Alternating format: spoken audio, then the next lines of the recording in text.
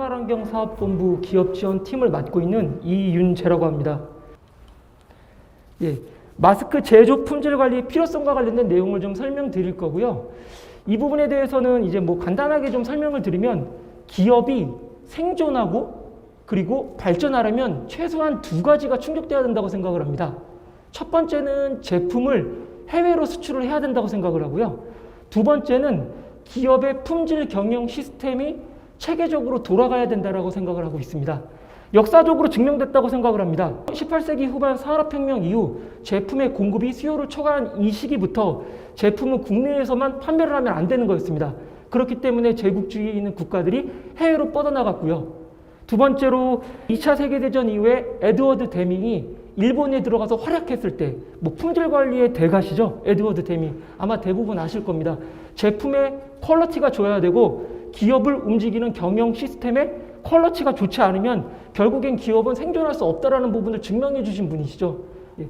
그렇기 때문에 기업이 살아남고 생존하고 기업이 발전하려면 첫 번째는 말씀드린 대로 제품을 반드시 해외에 수출해야 된다. 그렇기 때문에 해외 인증과 관련된 부분에 있어서 많은 기업들이 해외 인증을 하고 있고요. 그 다음에 지금 설명드릴 부분인 이 프로세스와 관련된 부분, 체계적인 프로세스를 가지고 기업을 체계적으로 움직이게 해야만 좋은 퀄리티의 제품이 나오기 때문에 반드시 이 두 가지는 지켜야 기업이 살아남고 발전한다라고 생각을 하고 있고, 그렇게 생각하기 때문에 이런 내용을 설명드린다고 좀 보시면 될 것 같습니다. 네, 필요성을 보시면요, 나와 있는 대로 진짜 저희가 직면한 상황입니다. 마스크 공급 과잉에 따른 업체 간 경쟁 심화. 맞죠? 어마어마하게 많은 기업들이 마스크 생산업체가 폭발적으로 증가하고 있는 상황입니다. 그리고 경쟁 심화로 마스크 품질 관리 중요성 대두. 예, 결국에는 제품의 퀄리티가 좋아야 된다는 겁니다. 제품의 퀄리티가 좋으려면 말씀드린 대로 프로세스 구축을 통해서 체계적으로 움직여야 된다는 부분 첫 번째. 그리고 결국에는 국내에서만 판매를 한다면 기업이 망할 수밖에 없다는 겁니다. 그렇기 때문에 해외로 나가야 된다. 해외로 나가야 되기 때문에 해외 인증을 받는다라고 좀 이해를 하시면 될 것 같고요. 네, 소비자의 눈높이가 이미 사실 전문가 이상으로 올라와 있습니다.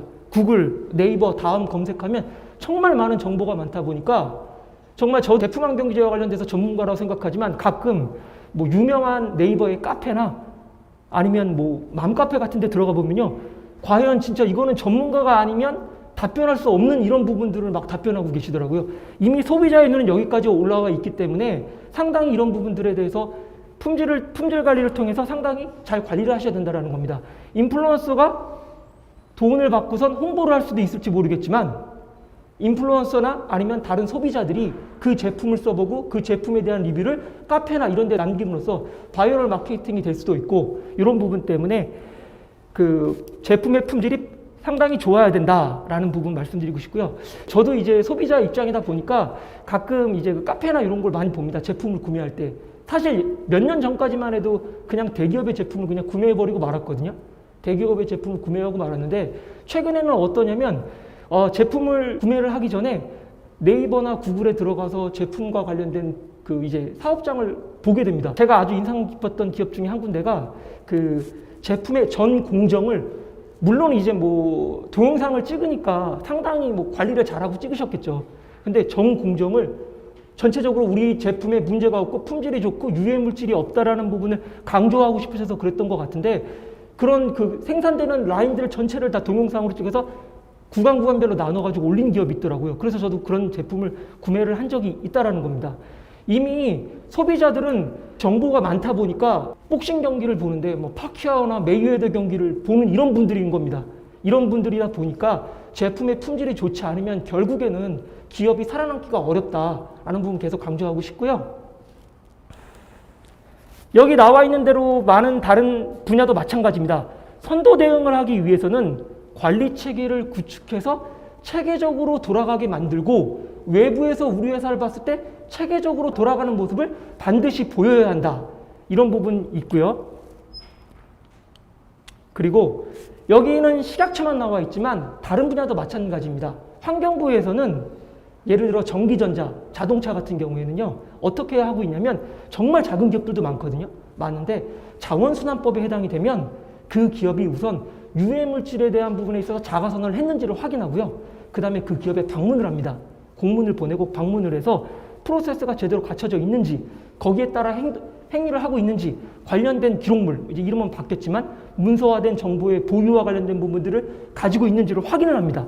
확인을 해서 만약에 제대로 안 돼 있거나 자가선언이 안 돼 있으면 과태료를 바로 내립니다. 그리고 1년 동안 제품을 약 7억 원어치를 수거해가지고요, 관련된 시험 분석을 진행을 합니다. 유해물질 나오면 과태료를 부과합니다. 환경공단이 이미 이렇게 하고 있고요. 저희 식약처도 마찬가지라는 겁니다.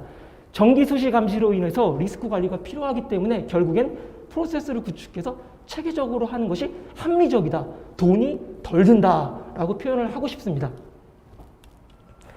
네, 결국에는 저희가 이런 관리 체계를 구축하고 프로세스를 구축하는 이유는 뭐 다양한 여러 가지 이유가 있습니다. 그 중에서 제일 중요한 건 업무를 수행함에 있어서 문제를 예방하고 업무를 수행함에 있어서 낭비를 제거하고 시정 및 예방 조치와 관련된 프로세스를 구축하고 더 중요한 것은 법 그리고 고객의 요구사항을 체계적으로 실현하기 위해서 이런 프로세스가 필요하다라고 보시면 될 것 같고요.